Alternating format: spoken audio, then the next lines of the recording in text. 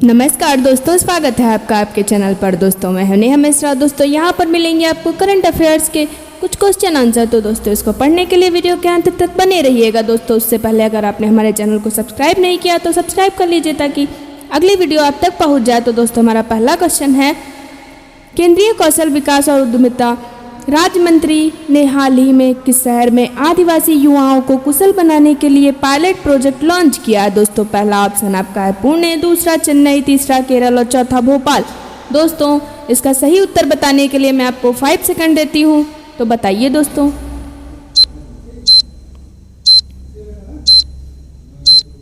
दोस्तों अब मैं आपको बताती हूँ। दोस्तों भोपाल यानी कि मध्य प्रदेश के भोपाल में हाल ही में आदिवासी युवाओं को कौशल प्रदान करने के लिए पायलट प्रोजेक्ट शुरू किया गया है, जिसके तहत 6 राज्य में चुने गए 17 जिलों के 17 क्लस्टर के करीब 250 लाभार्थियों को प्रशिक्षण दिया जाएगा पायलट प्रोजेक्ट के जरिए। बढ़ते हैं दोस्तों अगले क्वेश्चन की ओर। अगला क्वेश्चन है दोस्तों आपका, क्या है, निम्न में से किस राज्य में रामपुर में मुख्तार अब्बास नकवी में भारत के पहले अमृत सरोवर का उद्घाटन किया है? दोस्तों पहला ऑप्शन केरल, दूसरा गुजरात, तीसरा महाराष्ट्र, चौथा उत्तर प्रदेश। दोस्तों बताइए इसका सही उत्तर क्या होगा।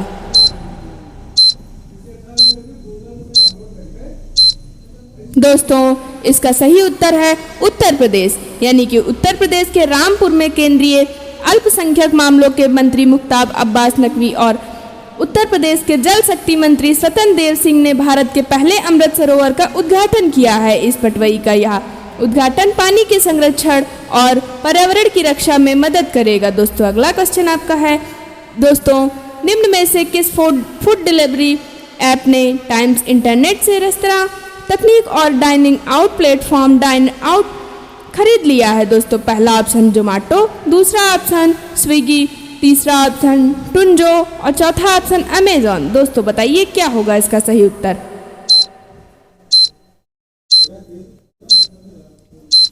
दोस्तों इसका सही उत्तर होगा स्विगी, यानी कि फूड डिलीवरी ऐप स्विगी ने हाल ही में एक औपचारिक सौदे में टाइम्स इंटरनेट ने रेस्तरां तकनीक और dining out platform Dineout खरीद लिया है। अधिग्रहण के बाद डाउन आउट एक अलग ऐप के रूप में काम करना जारी रखेगा। अगला क्वेश्चन आपका है दोस्तों, क्या है, निम्न में से किस मंत्रालय के अंतर्गत कार्यरत REC लिमिटेड का हाल ही में विवेक कुमार देवागन को अध्यक्ष और प्रबंध निदेशक नियुक्त किया गया है? दोस्तों पहला ऑप्शन शिक्षा मंत्रालय, दूसरा जनजातीय मंत्रालय, तीसरा बाल विकास मंत्रालय और चौथा ऑप्शन विद्युत मंत्रालय। दोस्तों बताइए इसका सही उत्तर क्या होगा।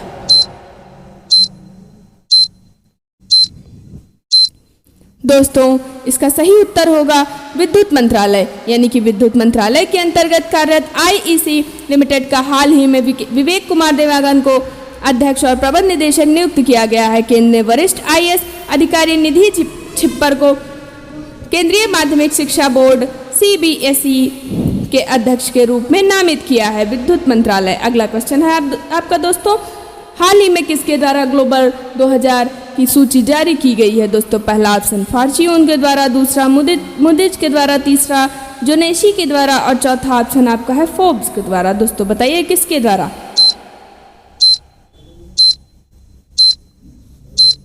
दोस्तों हाल ही में फोर्ब्स के द्वारा ग्लोबल 2000 की सूची जारी की गई है, यानी कि फोर्ब्स के द्वारा हाल ही में ग्लोबल 2000 की सूची जारी की गई है, जिसमें दुनिया भर में 2020 की सार्वजनिक कंपनियों की सूची की घोषणा की गई है। अरबपति मुकेश अंबानी की रिलायंस इंडस्ट्रीज लिमिटेड फोर्ब्स की वैश्विक 2000 सार्वजनिक कंपनियों की 2022 की सूची में 2 पायदान चढ़कर 53वें स्थान पर पहुंच गई है। बढ़ते हैं अगले क्वेश्चन की ओर। दोस्तों अगला क्वेश्चन है आपका, अमित शाह ने हाल ही में किस शहर में राष्ट्रीय साइबर फोरेंसिक प्रयोगशाला का उद्घाटन किया है? पहला ऑप्शन पुणे, दूसरा चेन्नई, तीसरा महाराष्ट्र और चौथा ऑप्शन हैदराबाद।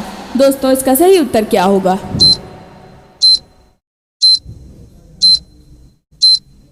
दोस्तों अमित शाह ने हाल ही में हैदराबाद शहर में राष्ट्रीय साइबर फोरेंसिक प्रयोगशाला का उद्घाटन किया है, यानी कि गृह मंत्री अमित शाह के द्वारा हाल ही में हैदराबाद में राष्ट्रीय साइबर फोरेंसिक प्रयोगशाला का उद्घाटन किया गया है।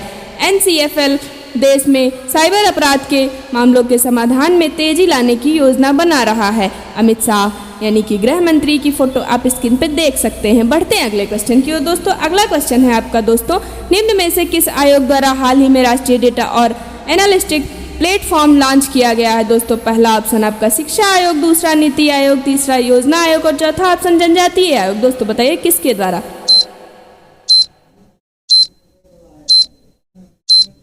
दोस्तों इसका सही उत्तर है नीति आयोग के द्वारा, यानी नीति आयोग के द्वारा हाल ही में राष्ट्रीय डेटा और एनालिटिक्स प्लेटफॉर्म लॉन्च किया गया है। डेटा को सुलभ इंटर ऑपरेबल इंटरैक्टिव और उपयोगकर्ता के अनुकूल प्लेटफॉर्म पर उपलब्ध कराकर प्लेटफॉर्म का इरादा सार्वजनिक सरकारी डेटा पर तक पहुंच को लोकतांत्रिक बनाना है दोस्तों, नीति आयोग। अगला क्वेश्चन है आपका दोस्तों, हाल ही में किस बैंक ने राजीव रंजन और सीती कांता पटनायक को कार्यकारी निदेशक नामित किया है दोस्तों? पहला पंजाब नेशनल बैंक, दूसरा भारतीय रिजर्व बैंक, तीसरा यस बैंक और चौथा बैंक ऑफ बड़ौदा। दोस्तों बताइए वो कौन सा बैंक है?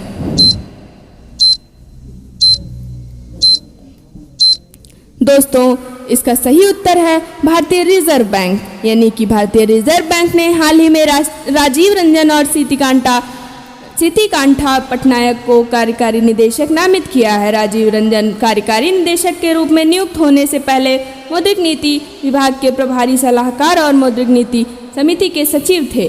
दोस्तों अगला क्वेश्चन है आपका, दुबई में आयोजित एक पुरस्कार समारोह में किस देश की अन्ना कबाले दुबा को Aster Guardian Global Nursing Award 2022 से सम्मानित किया गया? दोस्तों पहला चेक, दूसरा मालदीव, तीसरा कन्या और चौथा ऑप्शन अर्जेंटीना। दोस्तों बताइए किस देश में?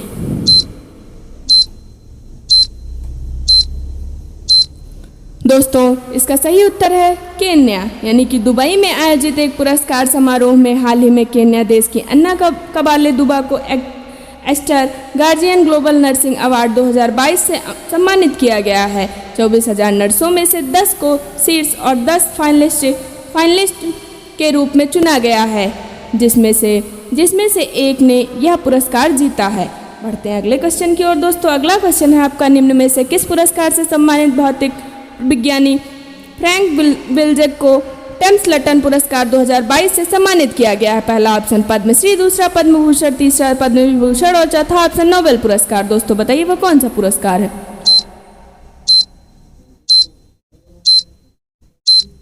दोस्तों इसका सही उत्तर है नोबेल पुरस्कार, यानी नोबेल पुरस्कार से सम्मानित भौतिक विज्ञानी फ्रैंक विल्जेक को सैद्धांतिक भौतिक विज्ञानी और प्रकृति के मूलभूत नियमों की व्याख्या करने वाले टेम्सलटन पुरस्कार 2022 से सम्मानित किया गया है। इन्हें साल 2004 में नोबेल पुरस्कार भौतिकी के क्षेत्र में प्रदान किया गया था।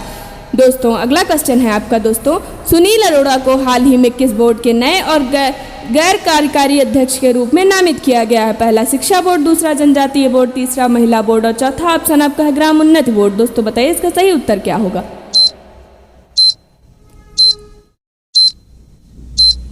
दोस्तों इसका सही उत्तर होगा ग्राम उन्नति बोर्ड, यानी कि पूर्व मुख्य चुनाव आयुक्त सुनील अरोड़ा को हाल ही में ग्राम उन्नति बोर्ड के नए गैर कार्यकारी अध्यक्ष के रूप में नामित किया गया है। वे 36 वर्षों से अधिक के अनुभव के साथ एक सेवानिवृत्त सिविल सेवक हैं।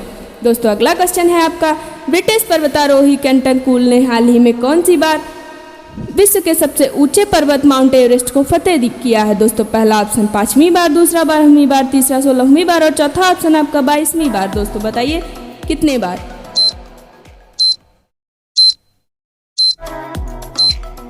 दोस्तों इसका सही उत्तर है 16वीं बार, यानी कि ब्रिटिश पर्वतारोही केंटन कूल ने हाल ही में 16वीं बार विश्व के सबसे ऊंचे पर्वत माउंट एवरेस्ट को फतेह किया है और वह सबसे अधिक माउंट एवरेस्ट पर चढ़ने वाले पहले विदेशी पर्वतारोही बन गए हैं। दोस्तों अगला क्वेश्चन आपका है, राजस्थान में स्थित रामगढ़ विषधारी टाइगर रिजर्व को भारत के कौन से बाघ अभयारण्य के रूप में अधिसूचित किया गया है? दोस्तों पहला 25वें, दूसरा 35वें, तीसरा 48वें और चौथा 52वें। दोस्तों बताइए क्या होगा इसका सही उत्तर?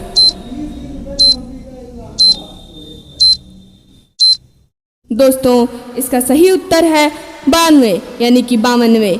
राजस्थान में स्थित रामगढ़ विषधारी टाइगर रिजर्व को हाल ही में भारत के 92वें अभयारण्य के रूप में अधिसूचित किया गया है। यह जैव विविधता के संरक्षण और क्षेत्र में पारिस्थितिक पर्यटन और विकास लाने में मदद करेगा। दोस्तों अगला क्वेश्चन है आपका, निम्न में से किस ऑटोमेकर कंपनी ने बी को कार्यकारी अधिकारी नियुक्त किया है? पहला ऑप्शन होंडा, दूसरा हुंडई, तीसरा ऑप्शन हीरो और चौथा ऑप्शन आपका है रॉयल एनफील्ड। दोस्तों बताइए वह कौन सी कंपनी है ऑटो मेकर की?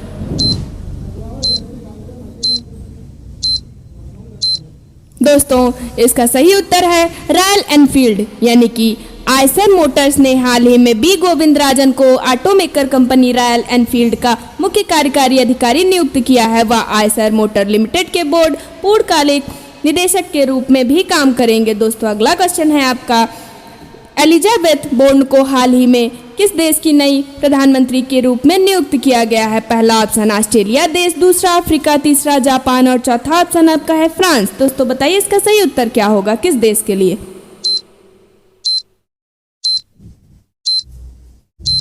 दोस्तों इसका सही उत्तर है फ्रांस, यानी कि एलिजाबेथ बोर्न को हाल ही में फ्रांस की नई प्रधानमंत्री के रूप में नियुक्त किया गया है। इस पद को धारण करने वाली फ्रांस की इतिहास में दूसरी महिला बन गई हैं एलिजाबेथ बोर्न। दोस्तों उन्होंने फ्रांस के राष्ट्रीय एमेनुअल मैक्रों की पिछली सरकारी में श्रम मंत्री का पद भी संभाला था।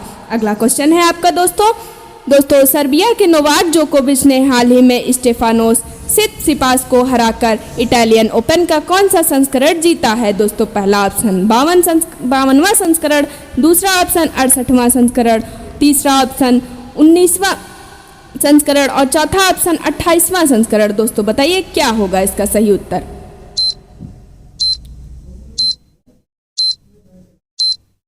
दोस्तों इसका सही उत्तर है 19वां संस्करण, यानी कि विश्व के नंबर 1 सर्बिया के नोवाक जोकोविच ने हाल ही में स्टेफानोस सितसिपास को हराकर इटालियन ओपन का दोस्तों 19वां संस्करण जीता है। 38वां एटीपी मास्टर 1000 का ताज हासिल किया और वे 1000 मैच जीत हासिल करने वाले ओपन एरा में 5वें व्यक्ति बन गए हैं। अगला क्वेश्चन है आपका दोस्तों, निम्न में से किस देश में स्थित विश्व का सबसे बड़ा सस्पेंशन ब्रिज यात्रियों के लिए खोल दिया गया है? पहला ऑप्शन मालदीव, दूसरा जापान, तीसरा स्पेन और चौथा ऑप्शन आपका है चेक गणराज्य। दोस्तों क्या होगा इसका सही उत्तर बताइए?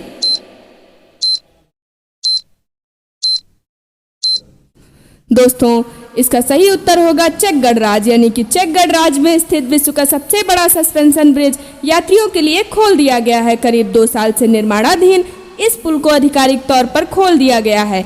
इसका नाम स्काई ब्रिज 721 रखा गया है। अगला क्वेश्चन है आपका दोस्तों, हसन शेख महमूद को हाल ही में किस देश का नया राष्ट्रपति चुना गया है? पहला इटली देश, दूसरा ब्रिटेन, तीसरा ऑप्शन आपका है ऑस्ट्रेलिया के लिए और चौथा ऑप्शन आपका है सोमालिया। बताइए दोस्तों वह कौन सा देश है जिसके लिए राष्ट्रपति चुना गया हसन शेख महमूद को?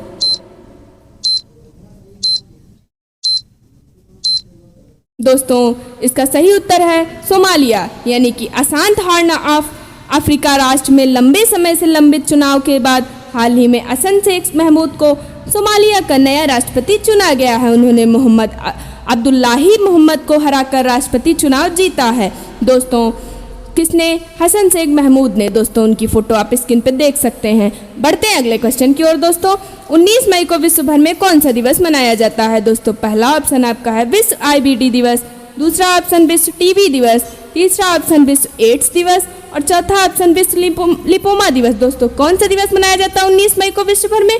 इसको सोचने में बताने के लिए मैं आपको 5 सेकंड देती हूँ, जिसके लिए आपका टाइम शुरू होता है। दोस्तों इसका सही उत्तर है विश्व IBD दिवस, यानी कि 19 मई को विश्व भर में विश्व IBD दिवस मनाया जाता है।